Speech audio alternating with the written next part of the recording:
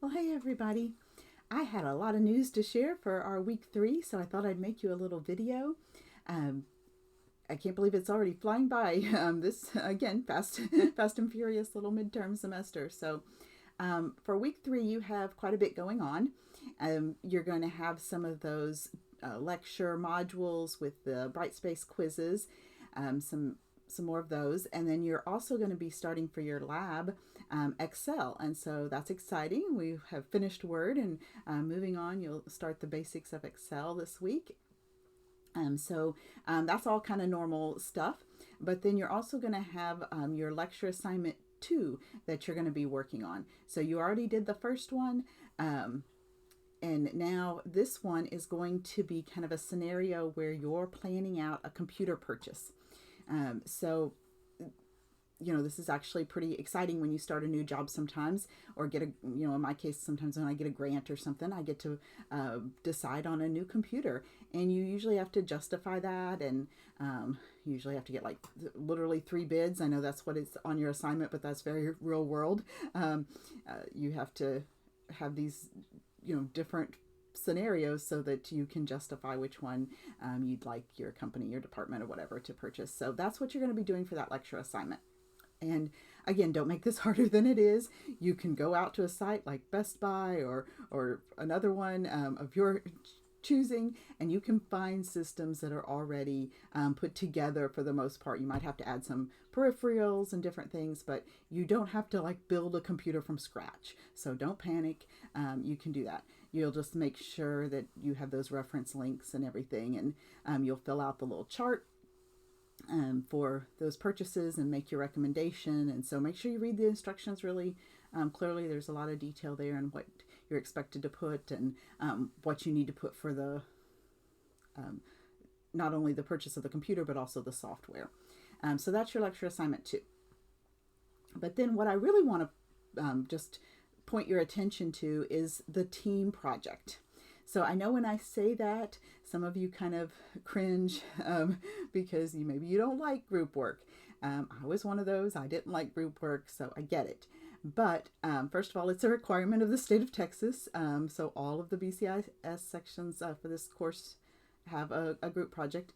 But more than that, I really encourage you to embrace the process of doing this project, because what I've found since my days in school of not liking to do them is that's actually a lot of what your jobs will entail, is working with others and having to coordinate who's doing what, and getting ideas from different people and all of that. It's a real world skill, and probably it's one of those soft skills that a lot of employers really like. It's great that you know how to do whatever your actual technical part of your job, program or whatever, but to be able to work within a team, lead a team, join a team, all that, that's really valuable too. So I encourage you to get excited about it, and you're going to get to really delve deep into a topic that you hopefully enjoy, and like I said, work together. So a little bit, just to start off, next week is actually when I'll talk more about what is expected of the project. But for right now, the absolute key, most important thing is I need you to pick a topic.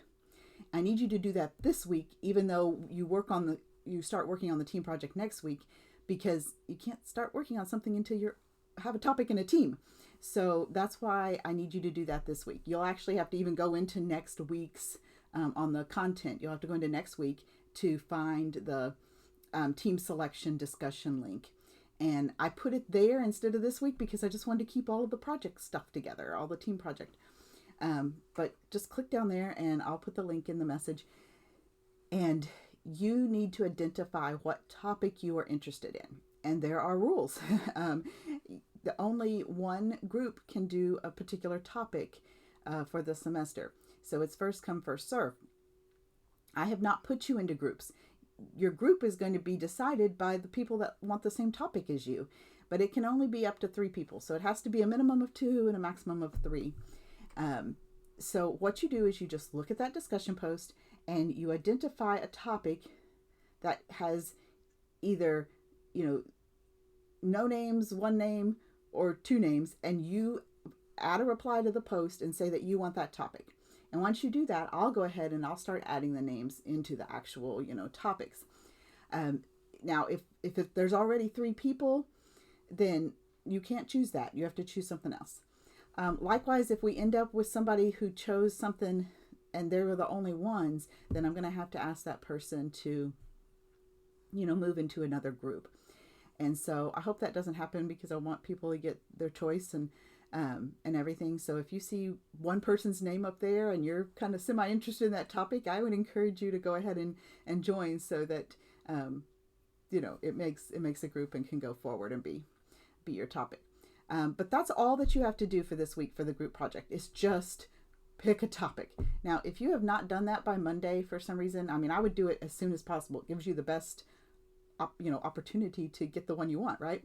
But if you have not done that by next Monday, then I'm going to just put your names down somewhere and move on. So don't make me do that. I don't want to force you into a group or a topic. I want you to get to pick, but one way or another, next week you're going to have to be in those groups so that you can work on getting your project agreements done and everything. So we'll talk a lot more about the project next time, but for now, just make that selection. All right, have a wonderful week, and let me know if you need anything. Thanks. Bye-bye.